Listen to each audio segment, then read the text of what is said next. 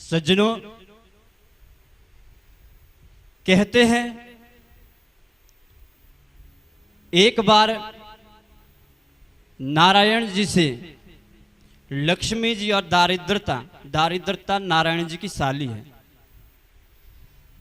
तो नारायण जी से पूछा, कहीं जा रहे थे देव कार्यों में, कि नारायण जी हम दोनों में सुंदर कौन है?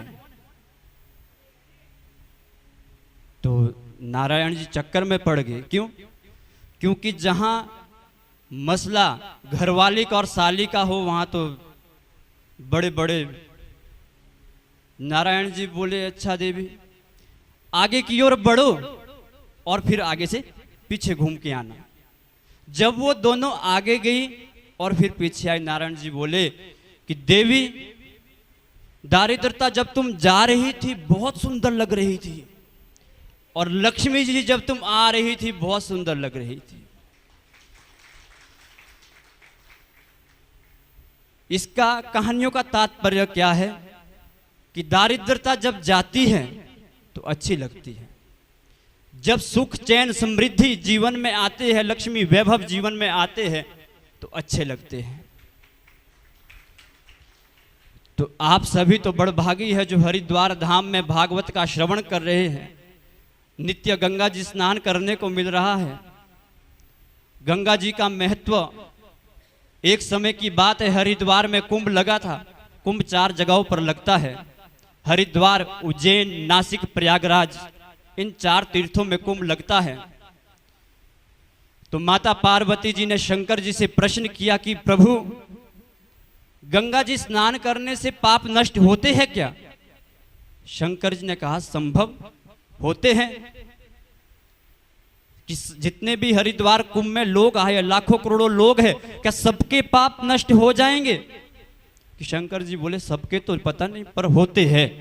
तो बोले कैसे पता करे कि सबके पाप नष्ट हो रहे कि नहीं? तो शंकर जी बोले देवी हम भी कुंभ में चलते हैं हरिद्वार। और शंकर जी हिमालय से उतरे हरिद्वार धाम में हर की पैड़ी स्थान पर गंगा जी स्नान करने के बाद तो माता पार्वती ने बोला हमने स्नान तो किया पर पाप कटते हैं कि नहीं कटते, इसका पता कैसे करें? तो शंकर जी ने बोला कि देवी अभी इसका भी मैं तेरे को सबूत देता हूं। तो शंकर जी ने अपनी माया द्वारा हर की पैड़ी के नजदीक में एक गड्ढा बना दिया और वृद्ध का जो रूप धारण किया, माता को भी वृद्ध कर दिया 100 वर्ष की आयु में, और उस गड्ढे में गिर गए। अब देवी जी ने कहा कि मेरे पति को बचाओ, मेरे पति को बचाओ, चिल्लाने लगी। तो सब आए कि हम बचाते हम बचाते, पर देवी जी ने कहा कि जिसने पाप किए वो मेरे पति को नहीं छूना, जो छुएगा वो जलकर भस्म हो जाएगा। अब तो कोई छूने को तैयार नहीं महाराज, क्योंकि मन में भय तो सबके होता है, और पाप ऐसा कौन है जिसने पाप ना किए हो? तो देवी जी ने कहा कि जो मेरे पति को छुएगा, अगर पाप नहीं किए होंगे वही छूना। कुछ ही देर में एक व्यक्ति आया और बिना सोचे समझे गड्ढे में गया और शंकर भगवान जी को उठाकर गड्ढे से बाहर ले आया। तो माता जी ने पूछा कि तुम जलकर भस्म क्यों नहीं हुए, तुमने कोई पाप नहीं किया? तो उस जो आदमी ने जवाब दिया, उसने कहा देवी मैंने तो जीवन में सबसे बड़ा पापी तो मैं हूं। कि क्यों?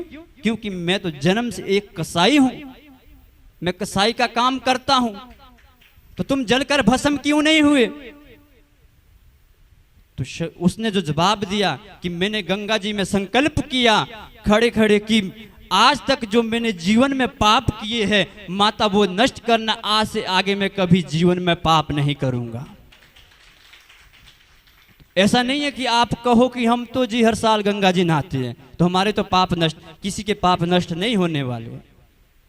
पाप नष्ट किसके होंगे? जो गंगा जी में खड़े होकर संकल्प करेंगे कि जीवन में आज तक जो पाप हुए वो हुए, पर आज के बाद हम कभी जीवन में पाप नहीं करेंगे। हे गंगा मैया हमारे पापों को यहीं पर नष्ट कर दो और जीवन में इसके बाद हम कभी पाप नहीं करेंगे। उसके पाप नष्ट हो जाते हैं।